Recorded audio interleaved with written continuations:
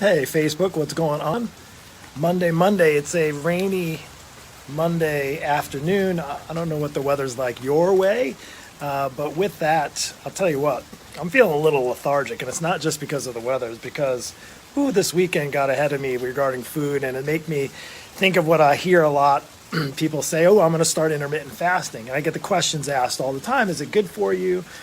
Is it hard? And to be honest with you, it really doesn't have to be. Let me just share with you kind of like, there's certainly the tougher ones where you don't eat all day. You completely fast all day in alternate days. I think there's ones like the 5-2 where you basically would eat regular food for 2 days and then take an entire fast and then eat another couple of days and then fast. And again, there's lots of variation. I wrote a few of the most popular ones down, and I'll share those with you in a minute. But it really doesn't have to be hard. In fact, if you feel like you ate like a jerk over the weekend, or you just ate really, really crappy over the weekend, then you can just skip a meal, right? It can be as simple as just skipping a meal. Now, what I wouldn't suggest is using that as an excuse to eat crappy on the days that you do eat or the meals that you do eat. And in fact, that's where, honestly, you're going to get in trouble, because if you're just supplying your body with terrible nutrients and terrible food, it's no different than all the other ones, the ketos and the other quick fix diets and stuff that's out there. If you're intermittent fasting and the in-between meals, the meals you're actually eating are terrible meals, you're not going to do yourself any good. In fact, just in a nutshell, what does the intermittent fasting do? It takes away food, calories in, basically calories in, calories out. It takes that away so that your body can use up what's in a nutshell, without getting all scientific, is to just basically take the energy that's in your body that maybe got stored from maybe not the meals, but maybe the excess carbohydrates and the excess snacking. And I'll be the first to admit, this weekend I definitely had a little bit extra snacking. And why I think it would be helpful to share with you about intermittent fasting right now is because I actually did it today, this morning. Now, is it something I normally do? No, I actually, around the holidays, over Christmas, and when I know there's going to be maybe excess, or to go away on vacation. When we were away a month ago, gosh, it feels like forever, but when we were away out in Breckenridge in Colorado, we had 2 meals. Basically, that was our big meals. We were also exercising a lot, but we knew there'd be foods because we'd be away from home and we didn't have our normal schedule. But, intermittent fasting doesn't have to be that hard. Of course, you've heard of the ones where you could do like a 16-8. In other words, you basically 8 hours of your day, a certain period of time of your day is the only time you're allowed to eat, and then the rest of the time you don't. There's the 5-2 that I mentioned before, where you basically are eating normal foods for 5 days of the week, and then 2 days you pick where you completely fast. And I can tell you, I know for a fact, as a health and fitness coach, it's hard. Fasting is hard, even if it's one meal. And obviously, if you have any health concerns, you probably need to check with your doctor or fitness coach to make sure that would be right for you to do. But just simply skipping a meal here and there is not going to hurt you, and that's actually an easy way. If what I wouldn't recommend you doing now is having like a terrible weekend. I say terrible weekend, say terrible in habits. You're trying to lose weight, for instance, and you go off the deep end. Maybe you had too many calories in wine and beer and desserts and snacks, and you're binging on Netflix, and you just kept opening up bags of chips and kept eating those. And then you do like, I'll just fast tomorrow. Cool. But then if you go back to those bad habits, if you go back to the next week and doing the same thing, you're kind of just shooting yourself in the foot and just doing the same thing over, and definition of insanity, right? Doing the same thing over and over and over again.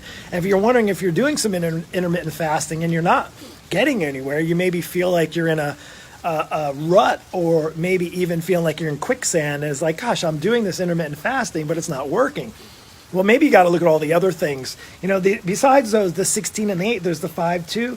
There's the eat, stop, eat. I'm not super familiar with that one. There's the alternate day fasting, which is basically every other day. And then you either do regular food, and then you just kind of cut back and have maybe 500 or 600 calories. And then spontaneous meal skipping. You can simply, here's the thing, you don't want to go and starve yourself. And of course, if you're more active, you want to be really careful when you choose to do those fasting times. If you are exercising a lot, maybe you're not feeling that way right now because your gym is closed, or you just haven't been wanting to because of our current situation, stuck at home. But I would say is intermittent fasting, it doesn't have to be that hard. It really doesn't. In fact, Easter Why I thought this would be a pertinent conversation to have right now is because Easter, we tended to eat a little bit more. We made turkey and ham just for our family. My wife made delicious mac and cheese, and we had what was called smashed potatoes, and they were delicious. But it's not normal of what we had. Now, we only really had 2 meals yesterday, and honestly, I had my first meal today at 12 o'clock. I just had I had a little turkey left over. I made a little turkey sandwich, and that was it. And then I'll have lunch, and basically that'll be dinner, and then that'll be my meals for the day. And it's definitely something that can work, and it doesn't have to be so religious. I think we get so black and white with things. Oh, are you ketoing? Are you intermittent fasting? Are you doing the 16-8? Oh, well, that's not intermittent fasting.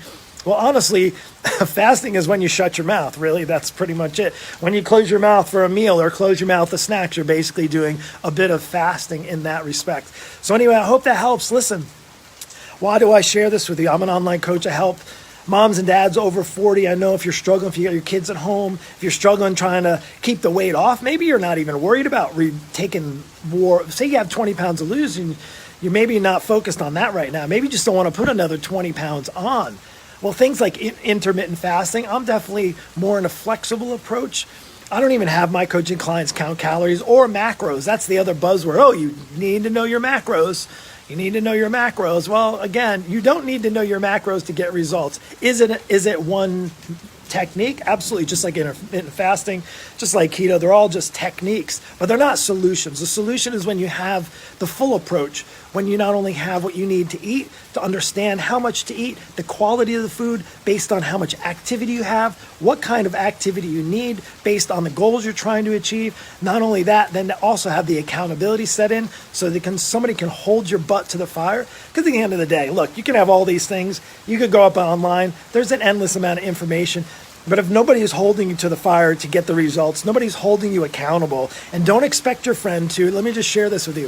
If you're looking for a buddy right now or a friend to hold you accountable, it isn't going to work, because as soon as one of you go off track, you rely on that friend too much, and that's honestly, I've only see that fail usually in long term. Now, maybe as a couple you can, but what better way than to actually have a coach in your corner who's going to hold your butt to the fire? Listen, if you want more information on that, you can send me a message here. I do a quick 10-minute call. Literally what you could do is get on my schedule this week to have a 10-minute call to see about where you're at. Should you fast? What kind of exercise should you do? What will be the most appropriate for you to do while you're cooped up in your home? How are you going to maybe start on the path to losing those 20 or 30 or 40 pounds, but in the same time, maybe not put on 10 or 20 pounds during this quarantine? So listen, that's all I have for you. I hope it helps. Take care. Intermittent fasting, not all that hard. In fact, you might have tried to do it. You want more help with it? Reach out and I'd be happy to help. Take care.